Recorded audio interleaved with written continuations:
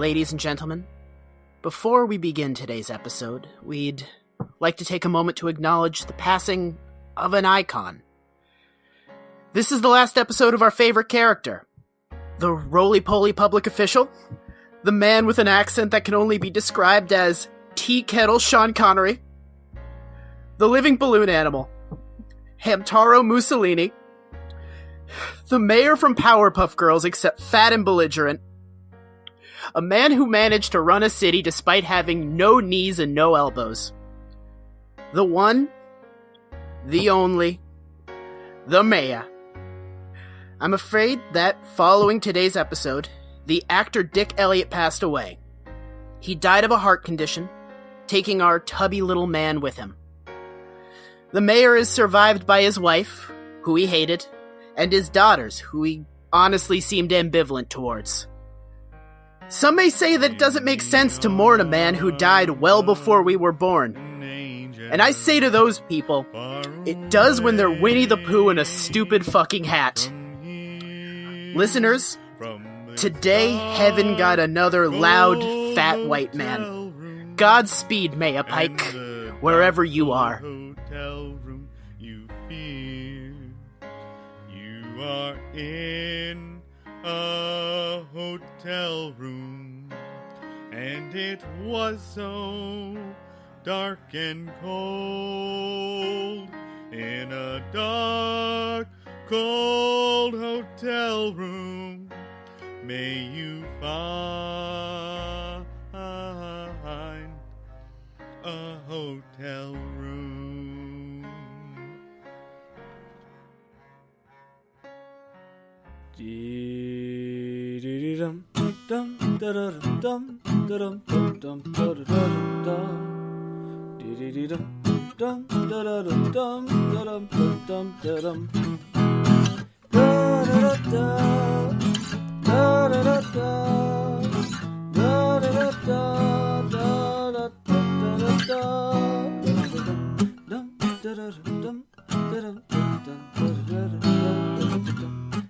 Hello and welcome to another episode of Breaking Mayberry, playing the banjo while Rome burns. I am one of your hosts. I am Marty Schneider. I'm the guy who talks second, Dan Ludwig. Yeah, I feel like I don't want to say that you're in a sidekick role. It's just that you talk second. I'm the second chair. I think I'm not really the Ed McMahon. I don't know what it is. I'm in the passenger seat, definitely.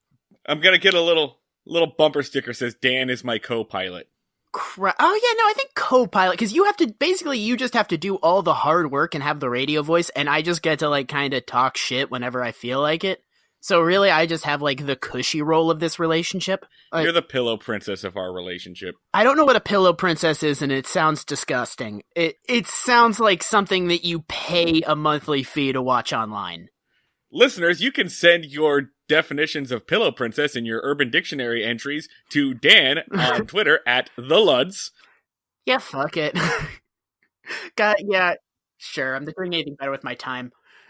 We're trying to get 2 episodes in today. We've just got so much stuff to go over right now. I want to launch into it, but before I do, I want to talk about a couple of episodes ago. You may have heard us refer to the actor Doodles Weaver. We called the episode Doodles Moseys In because we were so tickled by the idea that there was an actor named Doodles Weaver. We didn't really get past Doodles Weaver. We just kind of yelled Doodles over and over again, and then called him a dick because it was fun to call somebody named Doodles a dick. His full name is Winstead Sheffield Glendenning Dixon Doodles Weaver. He was just a small... It's not fair to call him a character actor, but he was just an actor who had little bit parts. But Doodles, I think, as you're about to describe, has had the weirdest, most tragic life. Right, yeah, we felt a little bad making fun of Doodle's death because it turned out that he actually committed suicide in 1983. Mm-hmm. And before that, he actually wrote his memoirs. His memoirs were entitled Golden Spike, and they were completed. They were supposed to be released in 1982, but the release date was pushed back because Weaver was already in poor health. So he commits suicide a month before those memoirs were supposed to be released. Mm-hmm. And that means the project was put on hold indefinitely. And right now it's a mystery to wear this book entitled Golden Spike for some reason. We have no idea where it is now. We have no idea why it has never been released. And so the way that Dan and I know about this is because a Twitter account at Doodles Weaver basically liked a couple of tweets about Doodles Weaver that were also about our episode. So we found that in our notifications. We stumbled across this Facebook fan page, which seems to be the only source of fans that are trying to push for Golden Spike to be released. The actual Facebook fan page is called Please Publish Golden Spike by Doodles Weaver. 200 people are on board with this. 202, Dan. Christ. We are 100% committed to this movement. Let's just really quick run through the details of Doodle Weaver's life. He was born into some money. His dad was a wealthy roofing contractor, because that's a thing that you could be, just a super aristocratic roofing contractor back then. And what a weird different time. Yeah, when there was upward mobility. So he came from this super rich family. His brother was briefly the president of NBC. As we mentioned last time, he's the uncle of Sigourney Weaver, and he has a bunch of kids over the course of 3 different divorces. He was actually an early contributor to Mad Magazine. He never had any major success. He was just basically the guy that did the thing we saw in this episode where he comes in, talks for a minute, and then bounces. Yeah, that's my thing. If your brother is president of NBC, how the hell are you playing a mailman for 1 minute in one episode of the Andy Griffith Show? Yeah. And then he shot himself twice in the chest, which is a crazy suicide. Does not add up. Yeah. So, all right.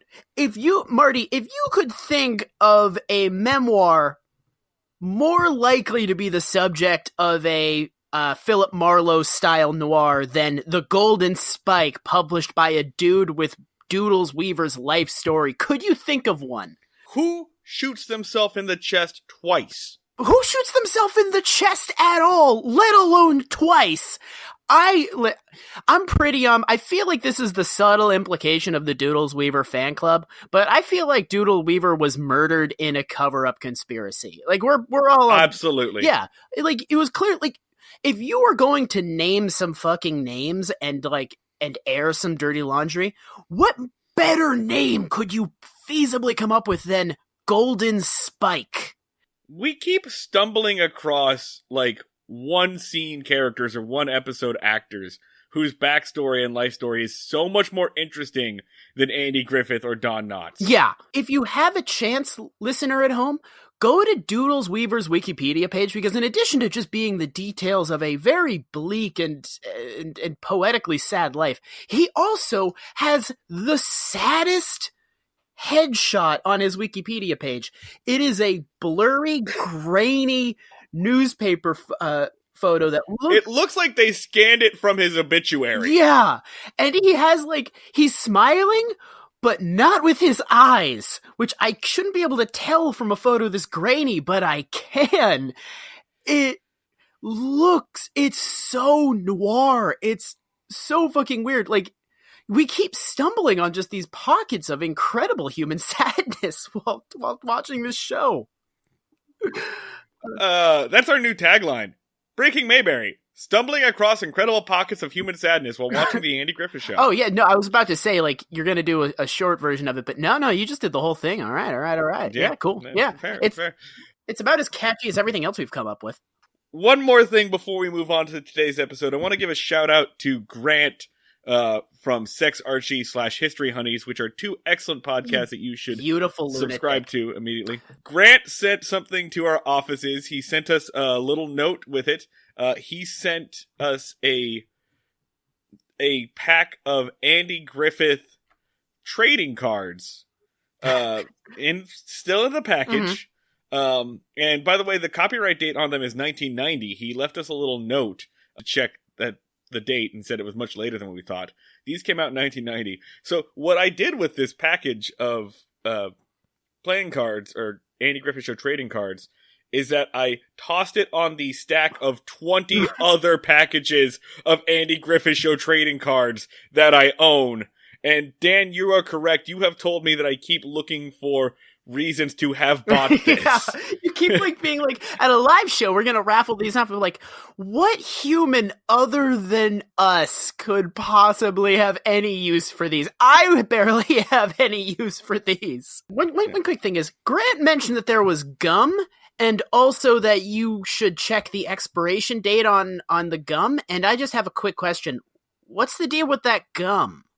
No, what he actually said is that he hopes that there's some old nasty gum in it. You know, Dan, maybe we should just make a video of us opening this particular pack. Because it does stick out. It is from the first series with the green wrapper. And every one that I own is from the second series of trading cards with the yellow wrapper. So this one's kind of unique. So is there any gum? Because I was thinking... We'll find out. I was thinking, if there is gum, I will absolutely chew that gum, and we can, raise money for charity, I guess. Alright, so check out our YouTube page in about a week or so. We will, film Dan eating gross gum, I guess. Yeah, no, we'll do that. I'll, if we raise $1,000 for Planned Parenthood, I'll chew some ancient gum and get severe food poisoning.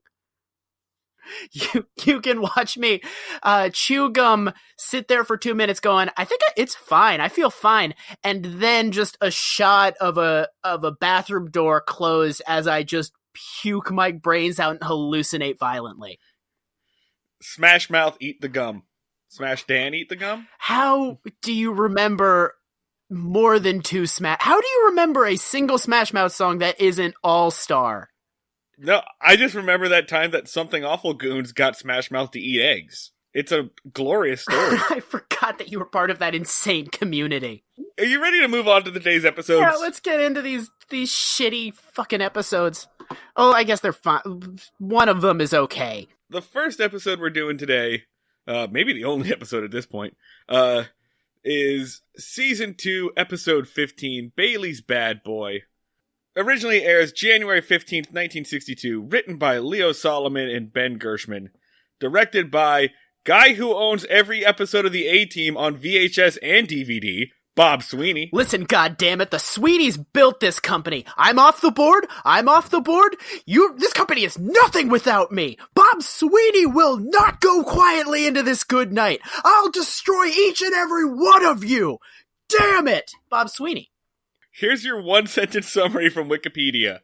A spoiled rich teenager, played by the Incredible Hulk's Bill Bixby, is arrested for speeding and sideswiping a farmer's truck, and Andy helps him learn to take responsibility for his behavior. So before we get into this, I want to point out, this is the most Andy Griffith Show episode I've ever seen. It's pretty much the thesis statement of the Andy Griffith Show. The thesis statement. Yeah, it's the point of this. It's basically the one where they figure out what the fuck this show is. And I did not care for it. I found it genuinely funny in a few parts, but it is...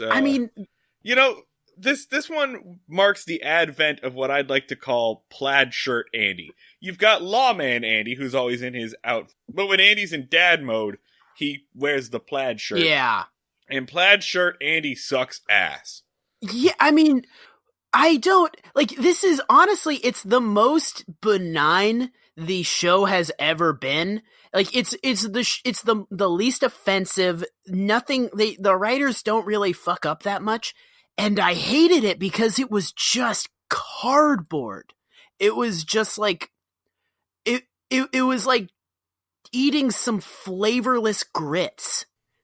It is the Kellogg's cornflakes of television. It was like sitting in my grandma's house, but there's no I'm never given candy or anything. It was just like sitting in a stale room with dry air and just looking desperately for anything to pay attention to. My ADD got worse from having watched this. It is permanently slightly worse.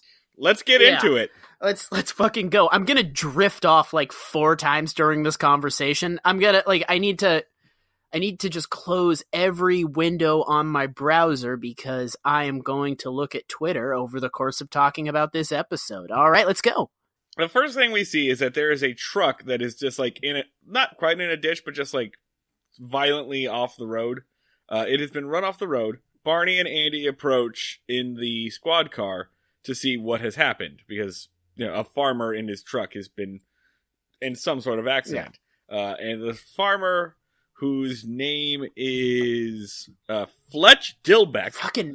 Farmer Fletch. Farmer Fletch. Ancestor of films, Fletch. So Farmer Fletch refuses to give anything other than one-word answers. He's basically like Lurch from Hot Fuzz. He basically does yarp. Yeah. Narp. Well, the entire time. He's understandably pissed because he just got run off the road, but also this is the cops. So, and they do like a little bit about that where they're like he's just giving him one-word answers, and then they're like, man, say a sentence. And then he says like, oh, it's one of them newfangled convertible jobs. I wish I could get my hands on that boy for just 15 seconds. I'd really murder him with my bare hands. And Andy's like, then Andy just gives him shit like, oh, wow, don't tire yourself out saying full sentences to us, Fletch. And then they drive off. He says, want to get my both hands on that whippersnapper. Get my both hands. My both hands. I loved that. So Andy and Barney drive off in search of the perpetrator, essentially. And they pull over a young man in a red convertible. And they pull him over and they observe that he has celery in his car, which is kind of evidence that he may have sideswiped a farmer's truck. Yeah, he's when they pull up, he's already out of his car looking at the back of it. So he's like looking at the damage that happened from sideswiping the truck. And they're like, hey man, what's going on? And he's just like, oh, I thought I had a flat, but I don't have a flat, so I'm going to leave. And then they just go like, why is there celery in your car? And he's like, I like celery. And they're like, what? Are you serious? Fuck you. We're arresting you. We're arresting you because nobody likes celery. No human in the history. It's just grass with water. It's just water grass. What are you? Fuck you. We only put those in Bloody Marys, you idiot. And then they start arresting him. And he says that he's on his way to Miami. He's really in a hurry. He can't deal with this shit. And they take his license, and his name is Ronald Bailey. He's 19-year-old. And then he kind of tries to bribe them a little bit. Kid has no idea how to talk to cops. He says something like, no one was hurt, and if you let me go, no one's gonna be hurt, which is absolutely a threat. Or enough of it's ambiguous enough that they could be like, he's reaching for something, and then gun him the fuck down. Like, he's extremely white. Yeah. But yes. Okay, yeah. Well, they could, in a court of law, they could be like, he said nobody's gonna be hurt, which I interpreted as a threat. So, he really has never just talked to a lawyer ever, huh? I mean, this is really the first time that Barney has had, a reason to hit a kid with a club, and he does not take that opportunity. He's all bark.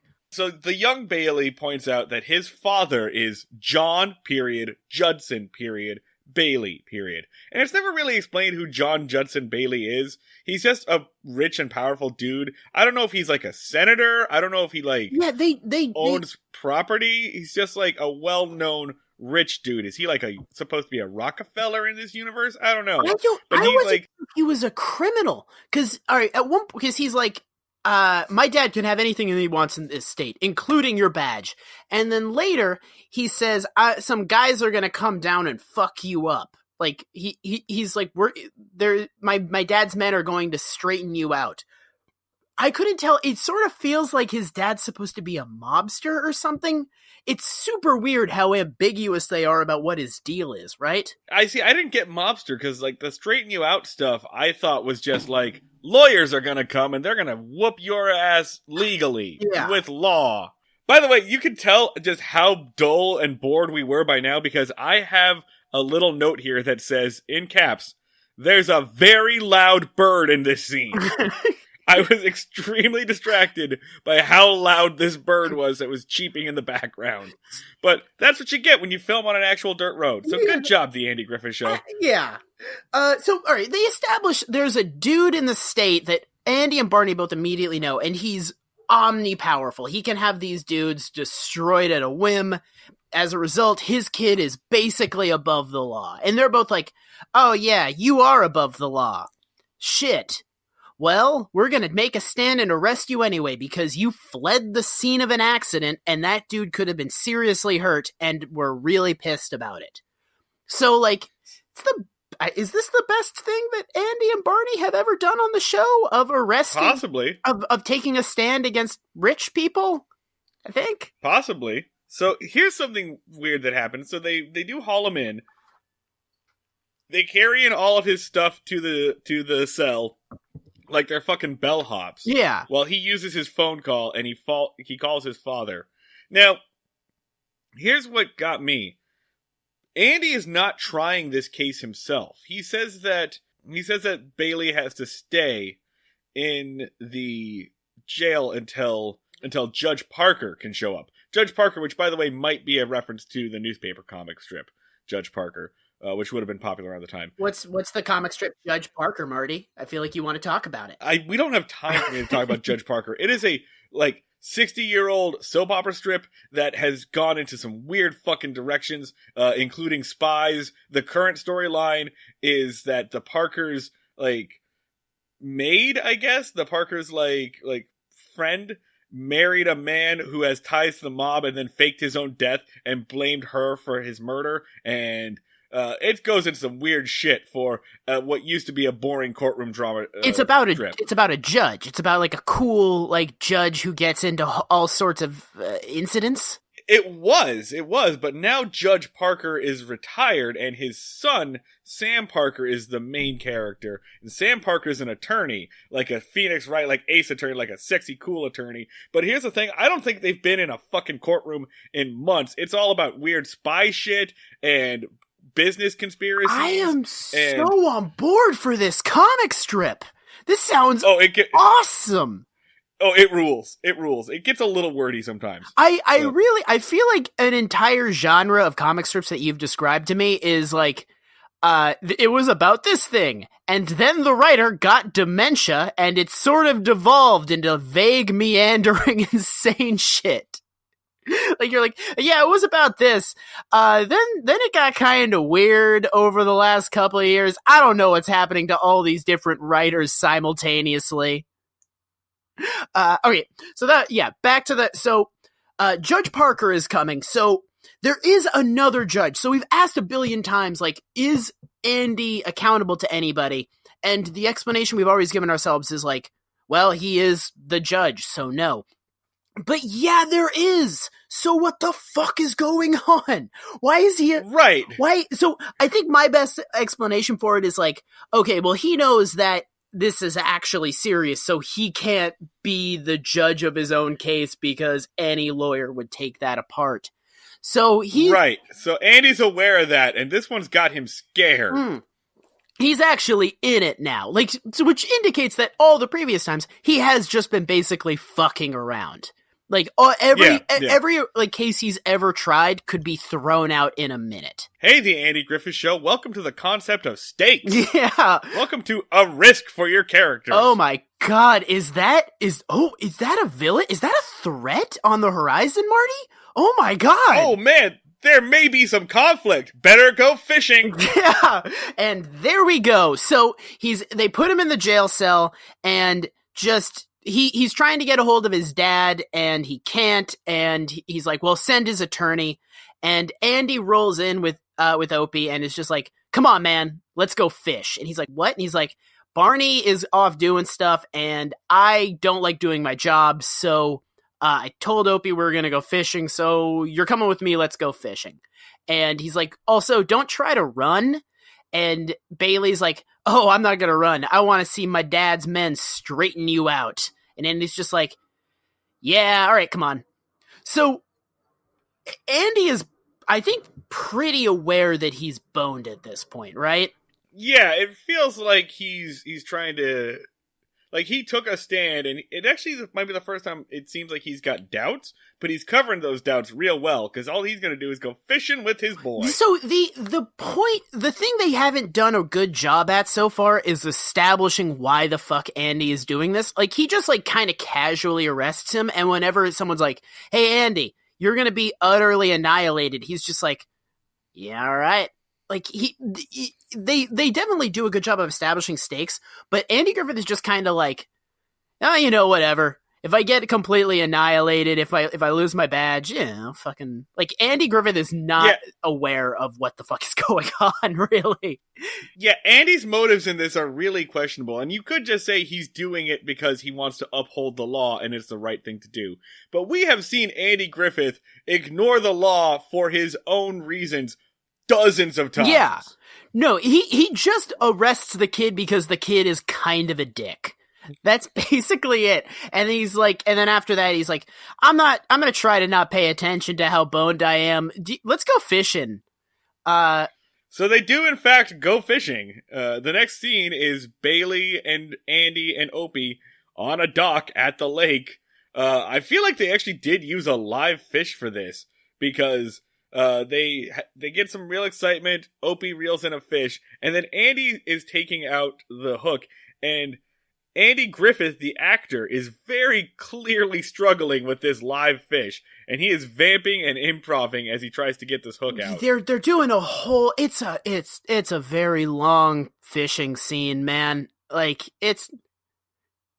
So what did you think? We saw Shazam last night. What do you think of Shazam? It was pretty good, right? Oh man, Shazam's good as hell, man. I like Shazam. I was shocked by how good Shazam is. Yeah, no, like, I expected that I was gonna like Shazam. Shazam fucking ruled, and also it was extremely Philly. Like, it was almost shockingly Philly. Even the parts that were very clearly not filmed in Philadelphia were extremely Philly. Yeah, like, they had all the SEPTA buses and stuff. The SEPTA buses had actually accurate, like, street names on them.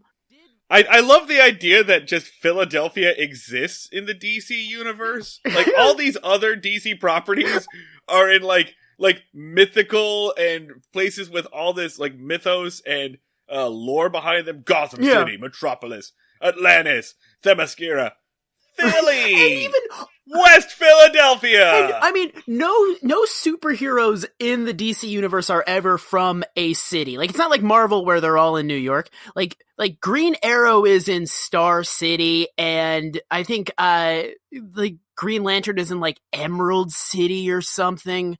Coastal City. The Flash is in either Central or Keystone City, depending on which Flash. So, and they didn't make up, like, a fake name for Philadelphia. They didn't call it, like, Liberty City or whatever. They're just like, this is Philadelphia. In the comics, Captain Marvel is from Fawcett City, and in this, they're just like, nah, he's from Philly, man. So I really like the idea that, like, it's an alternate universe where all cities have different names, except, Philly's still there. Dan, listen. What? I know you let me talk about newspaper comics. Right now we're talking about Philadelphia superheroes. I know what you're doing, and we're talking about the Andy Griffith show. Okay, all right. Yep, sorry. That's on me. That's my bad. I know what you're doing. I'm allowing myself to fall for it, just like Bill Bixby as Bailey allowed himself to fall for letting Andy butter him up a little bit. But as soon as he caught on, he was right back to being belligerent, because that's what happens in this scene. So this was Andy's gambit, was he was basically going to take this dude out fishing, and then he made him catch a fish, and then he's like, man, you kick ass at catching fish. You're so good at fish catching. And he's like, golly gee, I am. I've never caught a fish before. And then Andy blows it by saying, you're a better man than I am. And Bailey immediately just goes like, why would you even say that in this context? Like, even that doesn't even make sense contextually. So very clearly, you're just trying to butter me up so that when my dad gets here, you won't lose your job. And he puts a very, like, huffy vibe into it. And then he's like, well, it's not gonna work, mister. And then he, like, storms off. I gotta say, Bill Bixby actually is really good at this. Also, counterpoint, Andy Taylor might actually define male worth by amount of fish caught today. So, who knows? Yeah, no, just at any given moment, he's like, Floyd, how many fish have you caught? And Floyd's like, 3. And he's like, Barney, how many fish have you caught? And Barney's like, 4. And he's like, Floyd, I hate to break it to you. Barney is better than you today, just objectively as a man. Better luck next time. You get back out there. So that is honestly, I mean, it's all they ever fucking talk about is how many fish they caught. Yeah. So later that night at the jail. Oh, Christ. Later that night. This scene. So later that night at the jail, there's a scene where Bailey is like, he's got a radio out and he's dancing, and Barney comes out in his pajamas. Because I guess he was sleeping on a cot in the back room. He's just dancing in a jail cell. Like, he's holding the radio and he's just, like, kind of doing the twist alone in a jail cell at night. Like a sane man would. Like a totally normal thing where you just hold your iPod and dance out loud in a jail. And then Barney comes out and just be like, what the fuck is wrong with you? Very justifiably, like, go to sleep. It's nighttime. And, Bailey says, hey, this town really swings, doesn't it? And there's a joke I fucking hated of Barney just goes like, well, of course we got swings, but no one uses them at night. Now go to bed. It's the most dad joke-ass joke possible. It's like, it's a 1960s dad joke, which makes it like dad joke squared. Otis kind of stumbles in, as Otis is wont to do on a Saturday night. And he's about to, like, let himself in, and he's surprised to find that there is a strange man sleeping in his cell. Now, I want to point out, as a nitpick here, that Bailey is in the cell on the right, and Otis always sleeps in the cell on the left, but this time he's mad. He's mad that there's a strange man in his cell, so Barney moves Bailey to the other cell to make Otis happy, but Otis was making that shit up. He's always in the other cell. That's his cell. What if on the Incredible Hulk TV show they just put a wig on this guy? That would be pretty great if instead of getting Lou Ferrigno, they just took this dude and just put a green wig on him. I'd like that. And they just were like they just made him throw people around like the Hulk didn't change size in any way. That would be a good show. I would watch that. Anyway, so Bailey says something like, I can't stand this town. You don't accept money. You treat a drunk like he's someone important. Boy. The next day, Barney is reading the newspaper. He says, ha, that Andy Gump, which is a reference to the Gumps, which is a newspaper comic strip I don't actually know anything about. You got so excited when we were watching it. You were like, comic strip reference. That's a waste. Yeah, I'm sorry, I didn't do any. No, not of you. Like, of course, the Andy Griffith Show references a comic strip that you don't know about. This punishing episode. Like, they take Bailey out of jail because they say we're closed on Sundays. The jail's closed on Sundays. They leave Otis there because he's gonna like catch up on his letter writing, I guess, because it's Otis's apartment, as we know. Yeah, it's transformed over time to like. They arrest Otis, and he is ostensibly a criminal, but they have, like, a very fun relationship to just basically, like, this is just Otis's summer house, basically. Like, this is just, like, his second apartment. So, like, it is kind of cool how it's become increasingly less formal, and it's now just a place that he can hang out. So, the next scene is they're on the front porch of Andy's house, and they're in their Sunday best. And they keep talking about, Aunt Bee's good food, as always. And, Aunt Bee calls them fat fucks. And they're like, that food was good. And Aunt Bee was like, you guys didn't have to eat so much of it. You ate so much food. What is wrong? Like, she gets mad at them about how much food they ate. And then she's like, but anyway, it's time to make ice cream. And then they start talking about how good homemade ice cream is. Right, and this is very weird because like Bailey's very confused. He says, "Wait, why would you make ice cream? You can buy ice cream at the store," which is directly opposed to the message of the pickle story, mind you. The pickle story is all about how store-bought stuff actually is better. Well, they're not in Big Ice Cream's pocket. It's Mr. Vlasic that's paying them. Like, they're not just like pro supermarket. They're taking money from very specific brands. That's fair. That's So fair. it tracks. If Dryers wants to get on that gambit, they gotta pay up. They gotta pony up. Yeah. Alright, so meanwhile, there's a tender father-son moment between Andy and Opie, because we gotta check that box. I fucking hated this interaction. This interaction sucked so much ass. So Opie just says, like, completely unprompted. No catalyst for this. Opie just says, like, Pa, if I tell you something, will you promise not get mad? And he says, no, I don't promise that. And Opie's like, okay, well, I'm going to tell you anyway because we got to keep moving this. I broke a window. Well, no, he's like, a window got broken. And then he's like, did you break the window? And he's like, yes, I did. And he's like, are you mad at me? And Andy just says, like, well, no, I'm not mad, but you're going to be because that window is coming out of your allowance. And then Opie just goes like, I am 100% fine with that and leaving.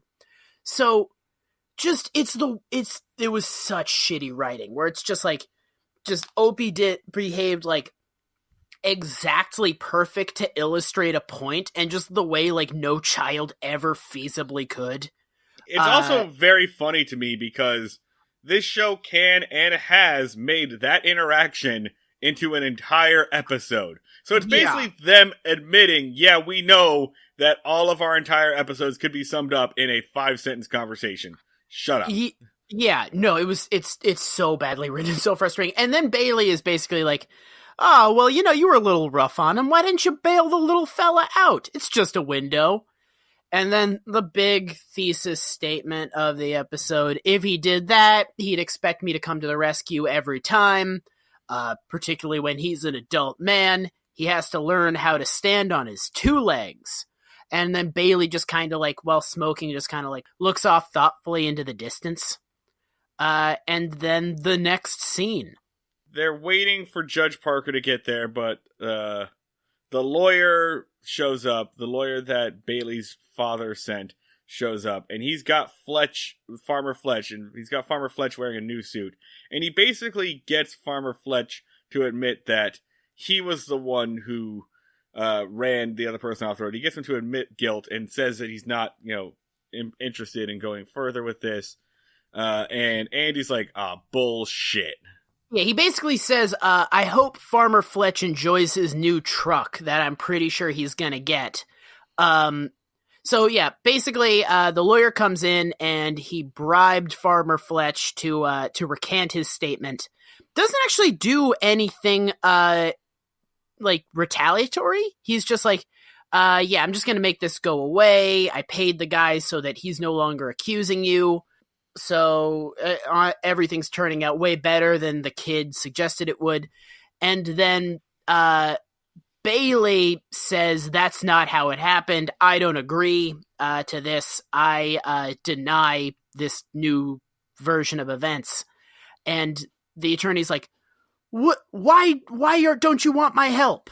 And then they do the thing of, the boy busted a window, and now he wants to stand on his own 2 legs. And then the Hulk just kind of, like, nods in agreement. And then he goes to prison? Right? Because he did a hit and run, but then again, no one is pressing charges. Farmer Fletch isn't pressing charges, and the lawyer at this point should be like, okay, but listen, you still need me. You still need a lawyer, man. I'm still, and there's no conclusion to this. He's not going to go to prison. He's going to get a fine, right? Well, who knows? They completely sidestep any conclusion whatsoever. They're like, okay, all right, he's standing on his own 2 feet, and then question mark? Okay, so now let's get the fuck into it, because this is the Andy Griffith Show purely diluted, because this whole situation is fucking libertarian. Because the Andy Griffith Show establishes that there's a problem, that it's bad that rich people have the amount of power that their kids can do whatever they want and never experience consequences. Yeah? I agree with this. Yeah. So, and then the solution that they come up with is that, well, the rich kids should just be more self-sufficient, and then this is fine.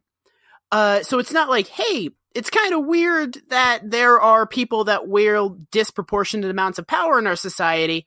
It sure would be great if just they decided to not abuse us with it. If these people that are basically like gods to us were just, cool, and we'll just like teach them how to be nice to us using down home values.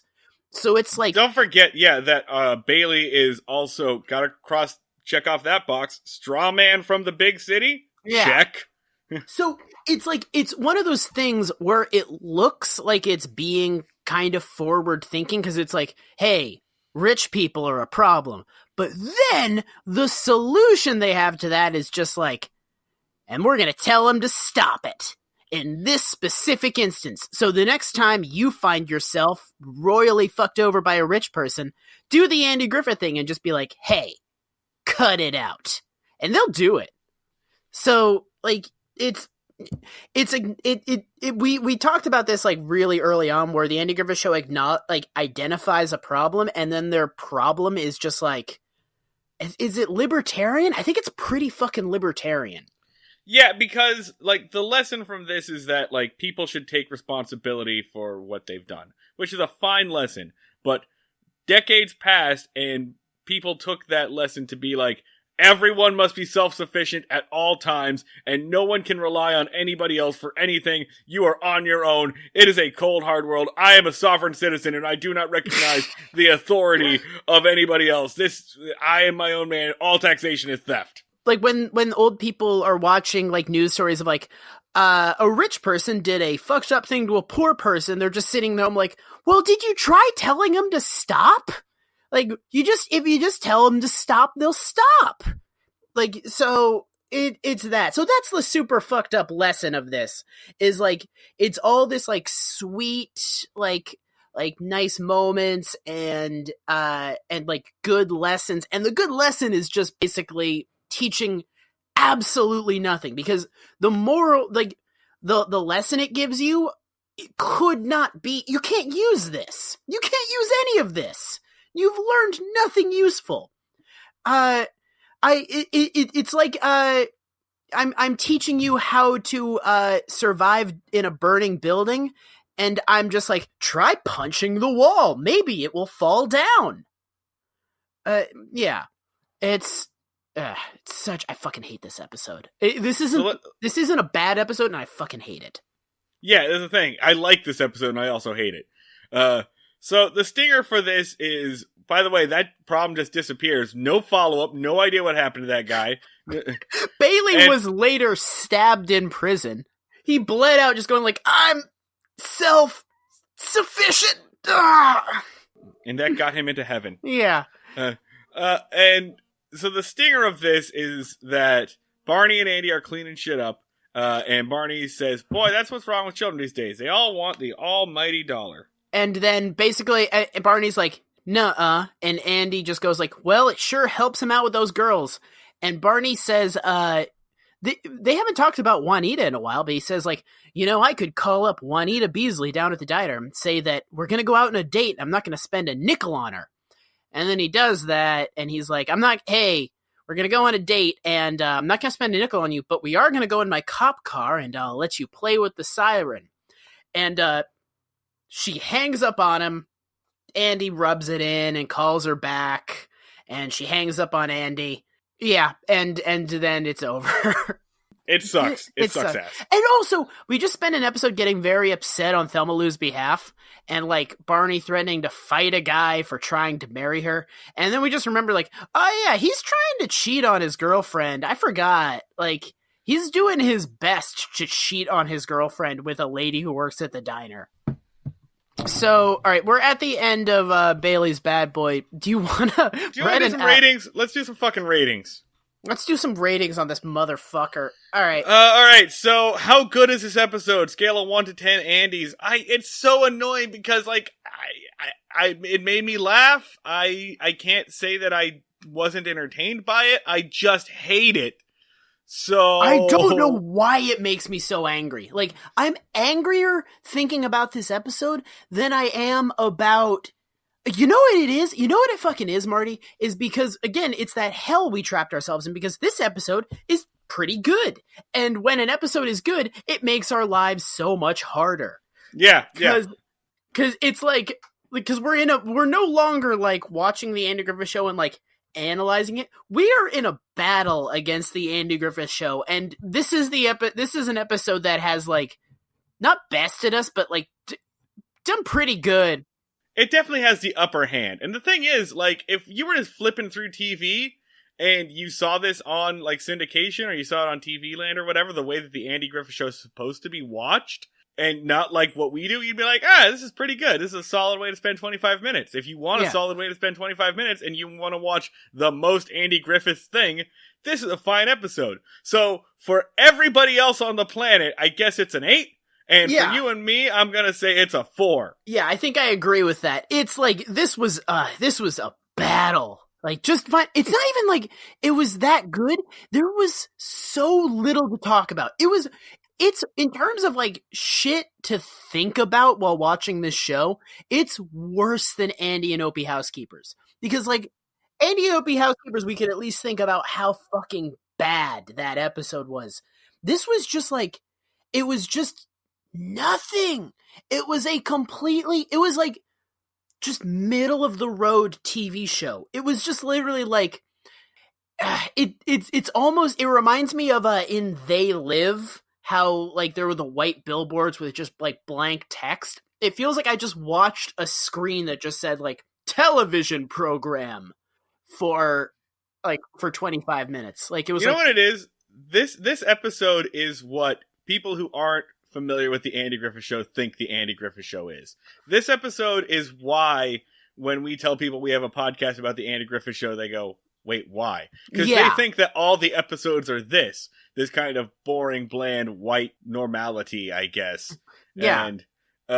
And it's not. If every episode was this, we wouldn't have this show. But it's what people think it is. If we ever have 2 episodes of this in a row, then we're immediately pivoting to be a show about Walker, Texas Ranger. Jesus. Yeah, fuck this episode. And, all right, Barney, let's do the Barney. I think it has for season 2, a pretty toxic moral. Like, that's pretty well constructed. So I put it like a 7 or an 8. I'm gonna say, I wasn't like violently angry at this. Like, it didn't make me go, "Oh, fuck you," like some other things have. So I'm gonna put it at like a 3 or a 4. Like, it is some shittiness to it. I'm gonna put it at a 7, and my reasoning is no puppies get kicked. Like, there's nothing that's like viscerally upsetting, but it has, I think, for a really long while, the worst lesson. Where it's just like, when a rich person does a bad thing, say, please, sir, don't do that. And they won't, because rich people are people. So I'm going to put it at a 7. Like, again, it's one of those things like, this got internalized, and people did bad things as a result of it.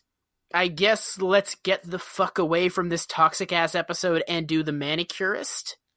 The Manicurist! The Manicurist! Again, the last episode of God's perfect roly-poly little dipshit, the mayor. Do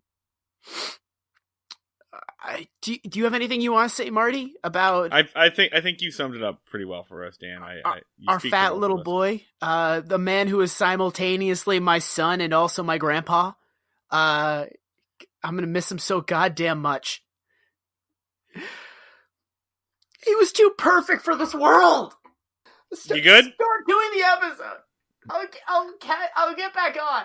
Okay, so this episode is season 2, episode 16. Originally airs January 22nd, 1962. Written by Charles Stewart and Jack Ellenson. Directed by potential mayor murderer Bob Sweeney. Your Mima's new special friend, Bob Sweeney. You good? You back in on this? I'm back. So Bob Sweeney revitalized me. Let's get into it. I got it. I'm like, I have to like keep moving and keep going through this episode, or I'm going to just sort of collapse into just a pit of despair. So just all right. First thing, let's get going. Let's get Wikipedia summary. What's that Wikipedia saying? Oh. So here's the 1 sentence summary from Wikipedia. A manicurist played by Barbara Eden sets up shop in Floyd's barber shop, but ends up unintentionally causing trouble when the men of Mayberry start flocking to her for manicures, making their wives jealous. Period. Last appearance of Mayor Pike. Period. I had so much love to give. Why? So the episode opens up in Floyd's barbershop, where Dan has written here that the mayor is going all Unabomber. He's basically complaining that things move too fast these days. You can get in an airplane and fly across the country in 4 hours, which no you can't. Yeah, what the fuck is the mayor talking about? That's not at all accurate. And I can't believe, it's 1960 and they're like, should there be technology debate? There's a really funny bit where they're like, well, why do we even want to go to the moon? What's the point of the moon? Yeah. They're like, it's kind of actually interesting where they're keeping when we eventually get to the moon, which is gonna happen. Why are we even going there? This is a dumb thing that we're going to do. I swear to God, any day now we're going to be on the moon, which I think is stupid. It's kind of even when they're talking shit on going to the moon as a joke, they're just like, the moon, which we will be soon, is dumb and a place we shouldn't go. It's weird. And all the entire time, Floyd is just waving his scissors around and nearly stabbing Barney in the ear 4 times. It is the weirdest. Floyd being a bad barber is a reoccurring bit they do, but he is actively dangerous. He almost blinds Barney 3 times. If Barney had slightly shittier reflexes, Floyd would be in jail. It's a very weird reoccurring bit. Oh yeah, so what are Floyd's personality traits? Well, he's excitable, he's a little greedy. He is a danger to himself and others. That's thing 3 about Floyd is he almost kills one of the main characters on a regular basis. And he has glasses, so that's the 4th thing.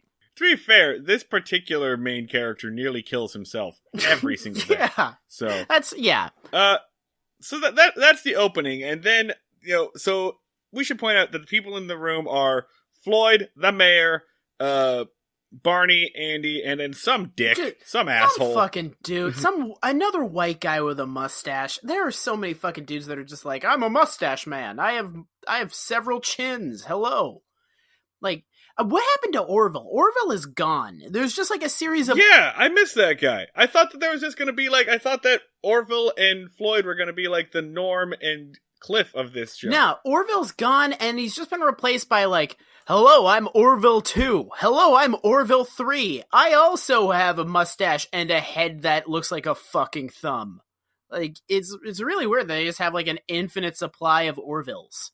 Here's the plot of the episode. It shows up on a bus.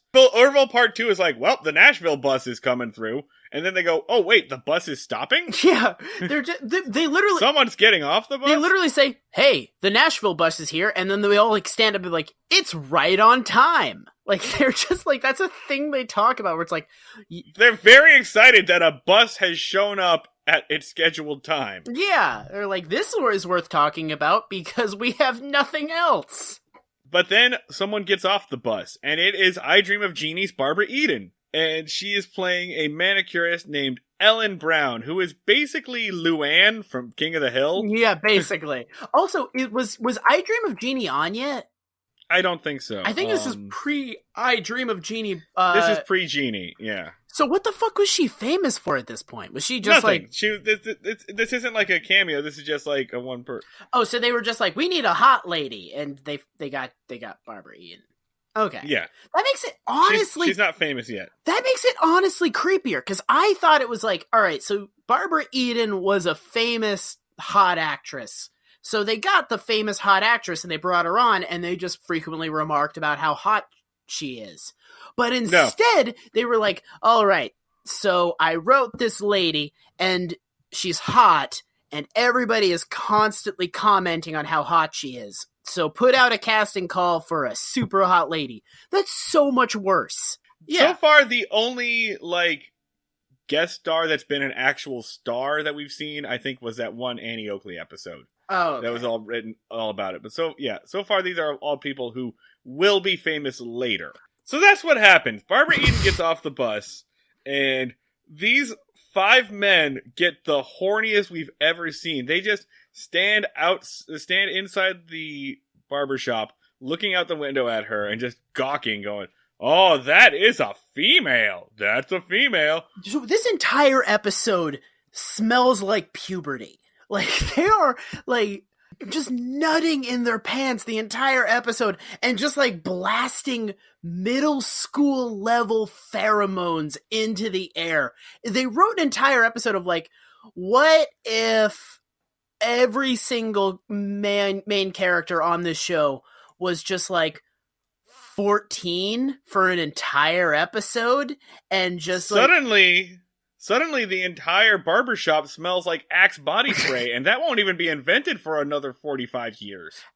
Characters take turns going to the bathroom and staying there for about 15 to 20 minutes. Suddenly, every single one of the male characters is holding a binder. By the 4th scene of this episode, if you ran a UV light through Floyd's barbershop, it would light up like a fucking disco ball. Gross. A lot of palms got hairy in between scenes of this show. We are not exaggerating. They talk about this for a while. And then the mayor's like, They send the mayor out going like, well, I'm rock hard right now. I'm as turgid as I've been in years. I'm the mayor. This is how they send him off. He died the way he lived, being chubby and horny. God, just like you were supposed to be a non-sexual, like, teddy bear of a man. What? Oh God, yeah. I want to move on from this scene, but I do want to point out before we move on that they go to they say to Barney, because Barney's a young bachelor. Andy is also a young bachelor. I don't know why they say the mayor says, Barney, you're a bachelor. How would you do you think you could handle a woman like that? And then Barney says, I think with a girl like that, you gotta treat her a little bit rough, show her his boss. He basically says, I should slap her around a little bit. He says rough her up a bit, which I was like trying to give him the benefit of the doubt. I was like, what, he's gonna neg her? But it's like, no, rough her up is hit her. So, like, what? At best, the most charitable reading of this line is that Barney was just like, oh, well, I'm into bondage. Yeah, like the most charitable reading I could give is like, Barney is so ahead of the game of being a shitty asshole that he invented negging. Like, he was just gonna go up and be like, sup, what's going on with your big stupid ears? I'm Barney. Like, but the most accurate possible reading is like, he's like, I'm gonna hit her, right? Like, rough her up means hit her, right? Right. It definitely does not mean, like, consensual BDSM in 1963. So I don't know what the fuck else it could mean. Yeah.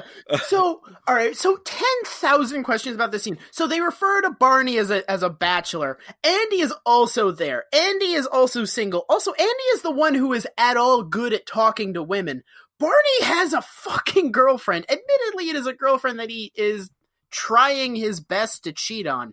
I guess that's just what they're like, is just like, Barney, you're trying to cheat on your girlfriend. How about you take a crack at this one? Remember, this show has not figured out that there are things between acquaintance and wife. Yeah. Like, Barney is a bachelor for as long as he is not married. Yeah. So we just got through an episode where Barney is like, I'm going to fight this guy because he is hitting on my girlfriend.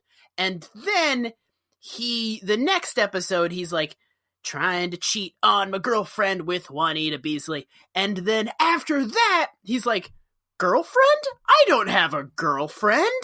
Like, a hot lady just walked into frame. I'm single as shit. So, worse, we retroactively made Farmer Takes a Bride worse. Yeah. I wish I could play a clip here. I'm going to try, but as we get into season 2, there's a lot more copyright stuff, and it's becoming harder and harder for me to get clips. Is that what it is? Because, like, last one, there was a point where I was like, let's put a clip here. Pause. So that was a clip. No, it's becoming harder and harder for me to track down clips. I wish I'm going to try to put a clip here, no promises, but basically, we finally get this character, this female character, her name is Ellen. She walks into the barbershop, and all these men are just like, holy shit, she's in the barbershop! And she's like, hi, can I speak to the guy who owns this, the proprietor? And they go, holy shit, she wants to talk to Floyd, he wants to talk to Floyd, she wants to talk to Floyd. What? Anyway. How old are these men? I don't know. So... turns out she's a manicurist, and everybody flees, basically. Everyone's like, oh, we gotta get out of here. We gotta leave everyone out. Barney nearly gets hit by a car as they run away from this pretty girl. So it's just Andy who is in the chair and Floyd. Yeah. And she tells this story, and the story goes on for a little bit. This is the joke, is that she keeps talking and talking and talking. She used to work in one of those big shitty barbershops. She was working in a bridal shop in Flushing, Queens, and her boyfriend kicked her out in one of those crushing scenes. What was she to do? Where was she to go? She was out on her fanny. Then over the bridge to Flushing to the Sheffield store. She was there to sell makeup, but father saw more. She has style, she has flair. She was there. That's how she became the nanny. What just happened? Am I okay? I'm checking to, like, make sure that both sides of my face work. Did I just have a fucking stroke? What is happening? I don't smell burnt toast. What? So she tells the story of when she was working at a barber shop in the big city. Plot of The Nanny? What? And Marty, the barbershop was run by her old boyfriend Pierre, who kept asking her to marry. Not her boyfriend. The barber at her old barbershop kept asking her to marry him. Are you doing a different show? What's happening? Is this also another plot? Is this a show that also came out around the time of The Nanny? Marty. So then she had to go away for a while because she needed some time to think. So she was looking for a friendly town, and she stopped in Mayberry because Mayberry had a sign that said, we're the friendliest town around, or some shit like that. So she was looking for a friendly town to think about her old boss who kept sexually harassing her. She asks Floyd for a job because she's a manicurist, and that's her chosen profession. Floyd says, we don't really need a manicurist, and I can't really pay you. And she says, well, that's fine. I work on commission. She basically kind of, like, bulldozes through and forces her way into a job at the barbershop. And then she says, by the way, my name's Ellen Brown, and she leaves. And Floyd says, Andy, fix this! I can't be in proximity to a woman I'm sexually attracted to! Let's just take a quick aside. Does Ellen Brown rule? Because she just rolls in and is like, hey, I want a job. And he's like, no. And she's like, well, you don't really have a leg to stand on in terms of saying no. Like, check it out. I'm taking one of your chairs. I'm putting it next to a table. Hey, there's a workstation for me. You don't have to pay me. So I have a job now. Later. No, Ellen Brown rules. Ellen Brown dominates. But yeah, it's incredible that they're like, I can't be around a hot lady. Like, okay, the most immature people that you can think of. Can you think of any dudes older than high school that are like, this lady's too hot for me to be around? Like, that's not a thing right anymore, right? Search your feelings, man. You know it to be true. It definitely is. Yeah, you're right. I don't know. Those dudes exist. But alright, adult-ass men. These are adult-ass men. Dudes in their 40s. There is absolutely no explanation to be like, a girl! My favorite part of this is that she says that she needs time to think. She had to leave her old job because her boss, Pierre, wouldn't stop asking her to marry him. So she was already harassed. It is implied that they were actually dating. She's not like, I need to leave. She's not like, I didn't want to marry him. She's like, well, maybe, but I need to think about it. So I don't think it's like sexual harassment. It's like she started dating her boss, and then her boss started like asking to marry her. And she was like, maybe. And he was like, well, I'm your boss and I'm upset with maybe. So it was it's not good. It's not a good thing, but it's not like she was being sexually harassed.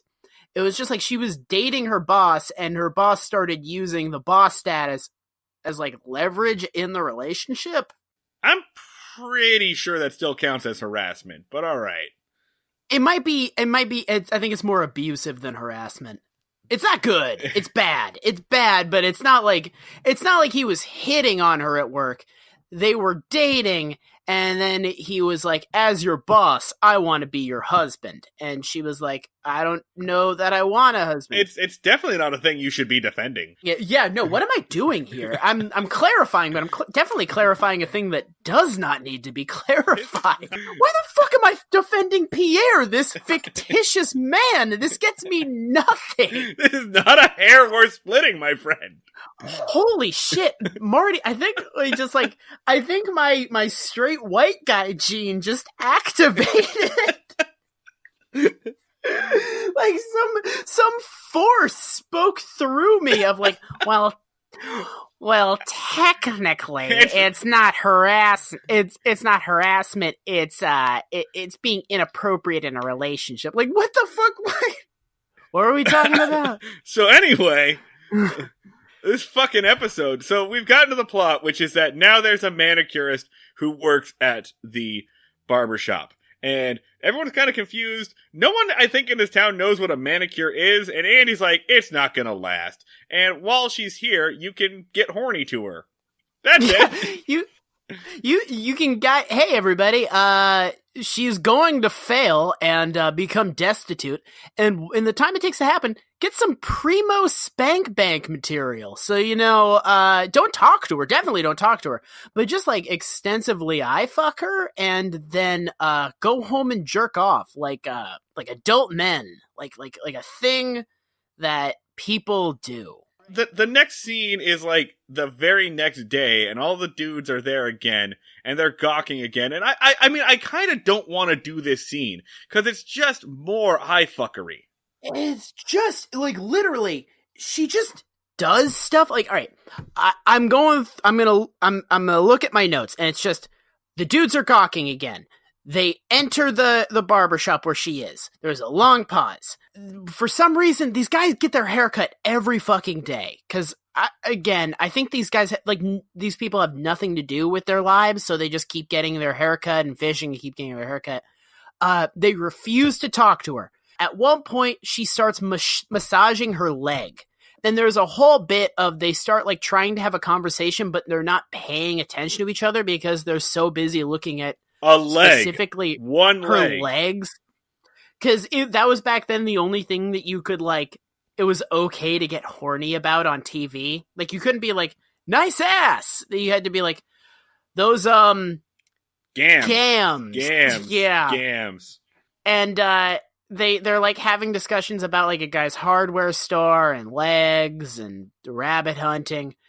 And then she goes into the back because all of them refuse to get manicures. Yeah, she's asking them the entire time, hey, does anyone want a manicure? Does anybody need a manicure? Which honestly leads me to wonder, number one, where do the women in this town get their hair done?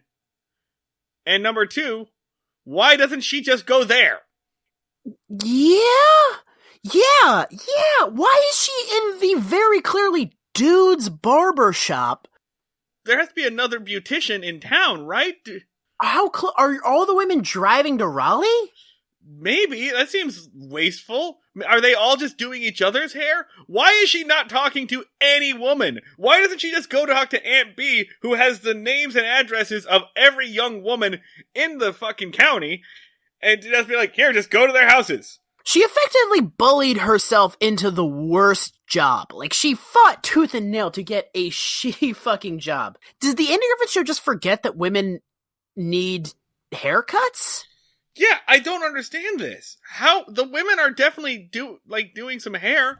Who is doing the hair for the women? I feel like the Andy Griffith Show either forgets very fundamental information or just brushes past fundamental information. Has Bob Sweeney ever seen a woman?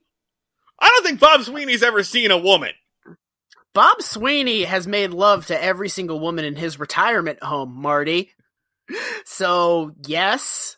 Okay. No, who are the writers? Jack Ellison and Charles Stewart. Ellison and Stewart have the highest ratio of episodes where we're not like, it's not like sexist. It's like, have you been in society at all?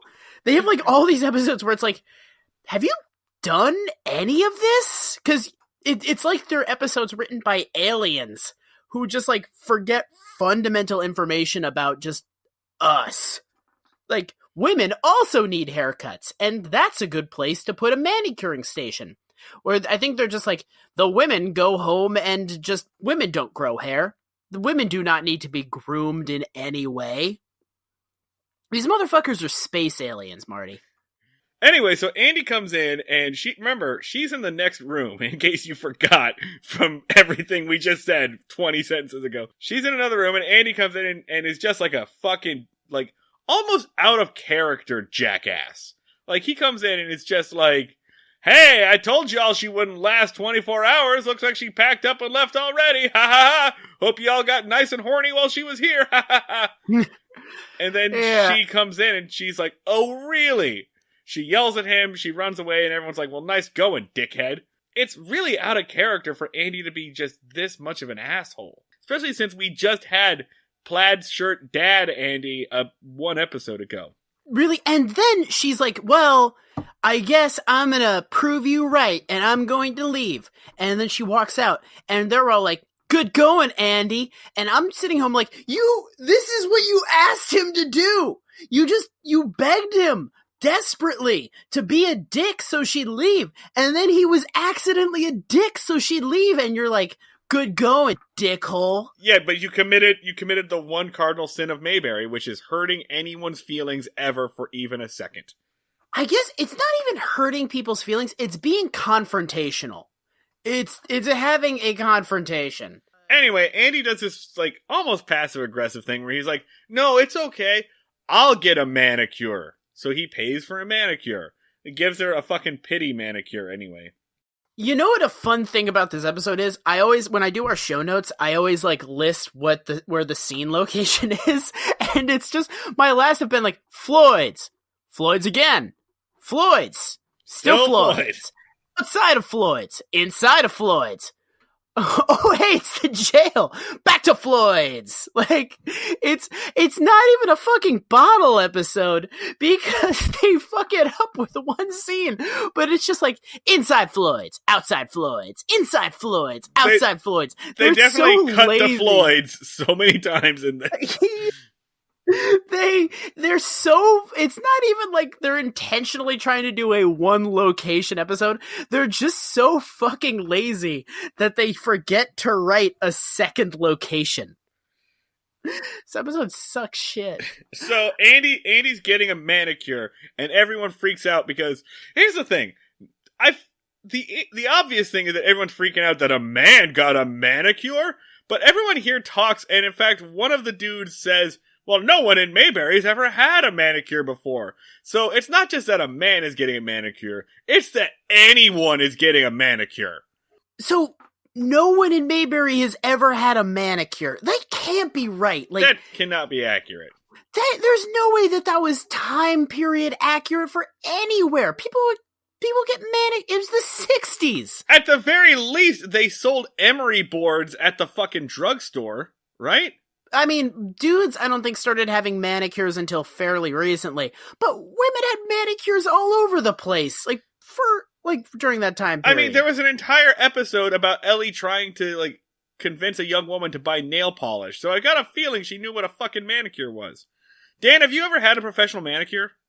Yes, I have. I've had my nails painted. I get pedicures pretty regularly. That's really nice. I've never had a professional one, but I have just had, friends, and, I own, tools and boards and stuff. It's really nice. Dude, do you want to get a pedicure sometime? They rule. All right, we can edit this out. Pedicures are delightful. I'm not editing it out. We're sticking with this. I'll go to pedicure with you. It's made to seem like a whole thing. It's just you basically like a person cuts your toenails. If you want, they'll do nail polish, but also just like you put your feet in some like really nice and basically like a little jacuzzi. Someone cuts your toenails and just like basically cleans up your feet. It's nice as shit. That sounds pretty nice. Let's do it. Delightful. Okay. So Barney is like walking into the jail, and then he runs out because he's like realized he saw Andy in the barber shop, and he just freaks out, and he's like, "What are you doing? What are you doing? Are you getting a manicure?" And Andy gives him an order. He's basically like, "Yeah, guess what? You're getting a manicure too, bitch." Yeah, like, I order you to get a manicure. And he's like, this is extremely unacceptable. And he's like, do it, because we need to keep this woman here for reasons that have not been established during the show, because her being here makes you all completely miserable, and there has been no shift in our motivation whatsoever, other than she wants to leave now, so now we don't want her to leave. It's a very badly written episode. This is still Andy Griffith talking, explaining to you, Barney, while you need to sit down. So sit down. Also, I'm using my authority as your boss to make you get a manicure, which is probably unethical and pretty abusive. Honestly, Andy needs to pull this crap. Andy needs to like abuse all of his power to get her to stay, because otherwise a woman might make a decision of her own free will, and we can't fucking have that. Is it like an empowerment thing, but it's just like psychological manipulation? That's every episode of the Andy Griffith Show. Andy goes outside, and he's telling everybody about getting the manicures. He's like, oh man, it's real great. And by the way, I cannot tell how genuine Andy's being here, because he's always messing with people and doing psychological manipulation. So I cannot tell if Andy actually enjoyed his manicure, or if he's just pressuring everybody as part of his weird, sick game. Yeah, so he goes outside and he's like, the best thing about it, pretty girl holding your hand, the prettiest perfume. And then Andy just like peer pressures the mayor, just like, oh, mayor, what are you doing? You got anything better to do? You're not a man enough to go have a pretty lady hold your hand? And then the mayor is like inside getting a manicure. And then, I cannot emphasize enough, this is the mayor's last episode. He does sniff Ellen. Like Joe Biden. Oh, hey, yeah. No, he Bidens pretty hard. Can we make it like a verb? We gotta try to get this like take off on Twitter. He Bidens the hell out of this. So, Biden, verb, to sniff a woman non-consensually. Just so weird. He Bidens it up. This is a Biden-ass episode. This is definitely Joe Biden's favorite episode of the Andy Griffith Show. Yeah, but Joe Biden watches this episode like, nothing wrong with this, and then his wife comes in and is like, hey, Joe, are you watching that episode of the Andy Griffith Show again? But like, it's the only one I have on VHS. Joe Biden. I enjoy trains. So the mayor sniffs Ellen, and then they do a fucking montage of just dudes getting manicures while just being rock hard. Just grinding their dicks under the table as she like cuts their nails. It's like they're treating getting a manicure as a fucking strip club. Meanwhile, outside, the women are getting upset, and the explanation that the show gives is that the wives are upset that there's this pretty girl like holding hands and flirting with their husbands. But I feel like the actual in-universe explanation should be the women just being like, what the hell, I want a manicure and all these dicks are in line. If I was like a lady in Mayberry, I would be pretty like suspicious of this situation, because I would be like, all right, so it doesn't make any sense for her to be at the barbershop the guy barbershop doing manicures. And also I watched like 4 dudes in a row just cream their jeans getting manicures. So this doesn't look good. Like, I'm watching, like, the mayor in the throes of orgasm while getting his nails clipped. So that doesn't look good. So I feel like their suspicions are justified. Not, like, necessarily being, like, she's fucking these dudes, but also, like, these dudes are being scumbags. Yeah. More of that? Yeah. But they're mad at her. So the next day, we're at the jail. We could have actually done this scene at Floyd still. And Floyd's complaining because everybody's canceled all of their appointments. No one's showing up. And why are they canceling their appointments? Because their wives are telling them to, because their wives are jealous. So he asks Andy to help. For some reason, Andy, here's a problem in the town. You're the one sane person here. Fix it for everything, Daddy Andy.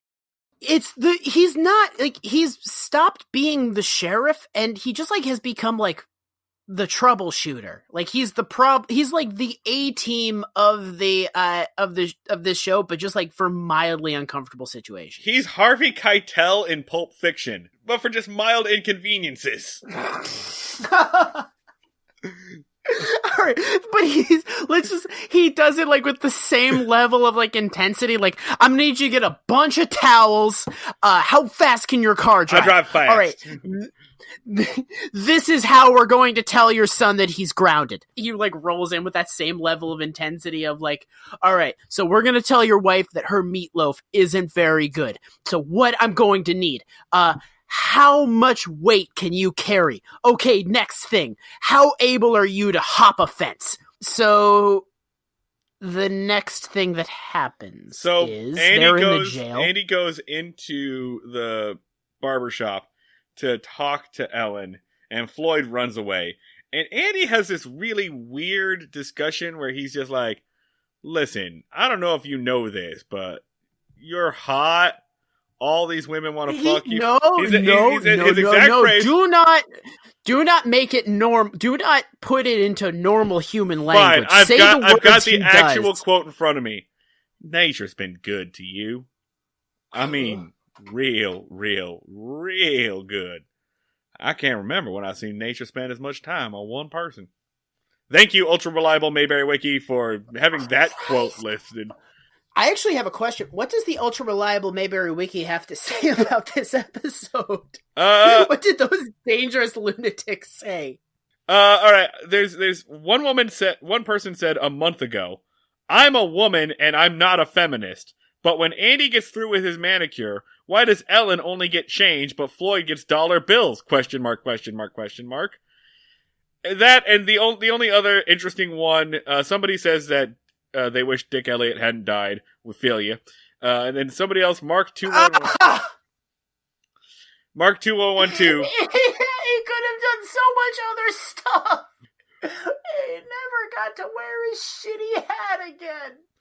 Mark 2112 says, I swear Barbara Eden has got to be one of the finest looking females that has ever walked the face of the earth. That's it. That's the only interesting one. Okay, so the I'm not a feminist one is fucking crazy because it's just I'm not a feminist, but why is the woman being paid less than the man? Guess what, bud? I'm not a feminist, but why is one number bigger than the other? So fucking stupid. Fuck you, Mayberry Wiki. Come at us. Alright, so... Yeah, so Andy does not just call her hot. He's so there's a little thing called eugenics. Yeah. Hey, you have a real pretty skull shape, young lady. So listen, the alphas are drawn to you. You are of prime breeding stock. You have signals that demonstrate that you could bear many children. Are there pheromones? Are you giving off some pheromones right now? Are you trying to trick me with pheromones, young lady? No, it's not even hey, you're hot. Cause all right. So he says nature has been good to you. So if he was just you're hot, that could open the possibility of hey, you've, I guess worked out or dieted or just taking good care of yourself. He removes all agency possible from calling her hot, and he's just hey, so you in a passive sense are hot. You have been made hot by God, and then you've just kind of sat there enjoying the hotness, eating saltines in a white room until you had to come onto the show and make everyone horny. He found a brave new way of being condescending about calling someone hot. It's like, he managed, I didn't know you could take someone's agency out of saying that they were sexually attractive, but god damn it, the Andy Griffith Show found a way. So Andy says Nation's been good to you. He says that you're a threat to the married women in this town. I don't remember how she makes the leap in logic to think that he's proposing. Oh, it's cool. She doesn't. She does not. She's just like, that was the sweetest proposal I've ever heard. Which, Jesus, what did Pierre say to you? That's really funny. If, like, maybe Pierre wasn't constantly asking her to marry him, she was just, like, always misreading signals. Maybe Pierre is gay and kept asking her for, like, hey, can you hand me those combs over there? Why are you asking me to marry you? No. Pierre's just like, Mondays, am I right? And she's like, oh, Pierre! Hey, working hard or hardly working? Oh, not in public, Pierre, just stop! Pierre, I do not know if I'm going to marry you. Enough, Pierre! Gosh! Pierre! Yeah, just, hey, those are some fun knickknacks on your workstation. Tone it down a little, Pierre. Take it down 20 to 25%. Yeah, no, she just, like, she doesn't explain, like, she doesn't draw a line between the things Andy says and why she thinks she's marrying him. He's just like, you're hot. And she's like, oh, no, so he does say, like, you're hot, and the fact that you're unmarried makes women worried. And she's just like, you want to marry me? It's bad writing. It's very bad writing. She says, no, I can't marry you because I thought about it and I am going to marry Pierre. Pierre, meanwhile, just called and said, hey, are you coming into work? What's going on? Yeah. Where are you? And she's like, I told you, I'm figuring out if I want to marry you. What? What are you talking about? I need time away. I'm in the middle of nowhere. So she did call Pierre, and Pierre's gonna come down and get her. She's quitting, she's leaving, she kisses Barney goodbye.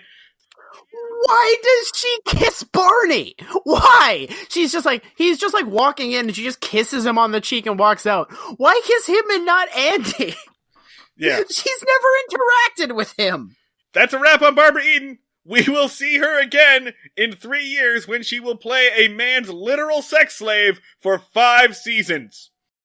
You people bet your asses we're doing a thing about I Dream of Jeannie. That is a coming. Jesus Christ. And is there a stinger? Is there a fucking end to this? Oh, yeah, the stinger is... This is the mayor's last scene.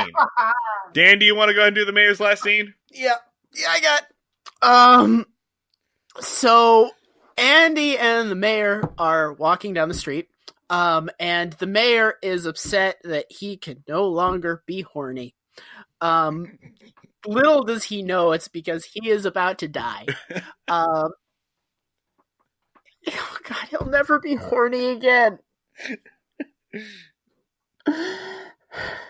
When we die, that's the end of it. There's no afterlife. You can be horny in the afterlife. Oh, listen, if I can't be horny in heaven, I don't want to go. No, that's a Kenny Chesney song. Is what? It's not, but that could have easily been. That is 100% of the line. If that could have been a lie or a true thing.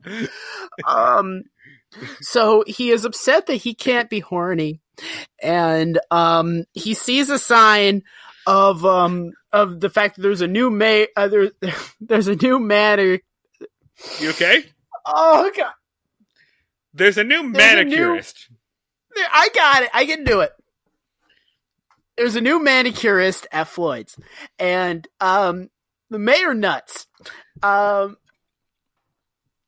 then he goes in and he thinks that he's gonna get super horny, and it's Emma. Emma's the new manicurist, and then she just kind of berates him a little bit while doing his nails, and then she does that stupid, really high-pitched voice that she does. For those that are, I guess, listening recently, because she hasn't been on a while, Emma is an old lady who has the most annoying voice that we've ever heard. Just awful. just like... It sounds like you put a hamster in the garbage disposal. And then the episode is over, and the mayor dies. The mayor is dead after this. This is the end. We're never going to get to come up with fun, playful metaphors for the best character on this show ever again. First we lost Ellie, and now the mayor is gone.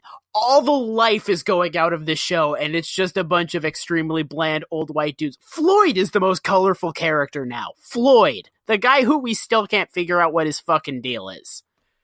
What are we talking? You want ratings? The show's over. Ratings? So Andy meters, I guess the mayor fucking dies in it, so 0. None. All right? Zip. It took him away from me, so none. It did a hate crime at me. Nope, can't call it a hate crime. That's not. Nope. It did a crime at me. Already edit out the part where I said hate crime. It did a crime at me, so not a fan. Didn't enjoy it. Also, poorly written, but more importantly, it snuffed the light out of my life. Barney meter 10 because it took the mayor away from me. You don't need ratings for this. Do the outro. All right, so if you want to follow us on stuff, we are on Twitter. We are at Break Mayberry. We now have an Instagram. We are Breaking Mayberry. I don't know why. No, we've had an Instagram. We're just using it now. I don't know why we have it, but follow us. We remembered we had an Instagram. So follow us on Instagram, Breaking Mayberry on Instagram, Facebook.com/Breaking Mayberry. On Twitter, I am at Schneider Remarks. That's SCHNEID Remarks. Dan is at the Luds with 2 Ds. I'm just moving forward through this. That's fair to not let me talk anymore. The music you heard before was done by Max Ludwig, who is on Twitter at Sleep Talkie. The music you're about to hear is Appalachian Coal Mines by the band Mid-Air Machine, also known as Ask Again. They changed their name, and sometimes I forget which one is which. That is about it for everything else. We will see you all down at the fishing hole. Good God night. Y'all come back now.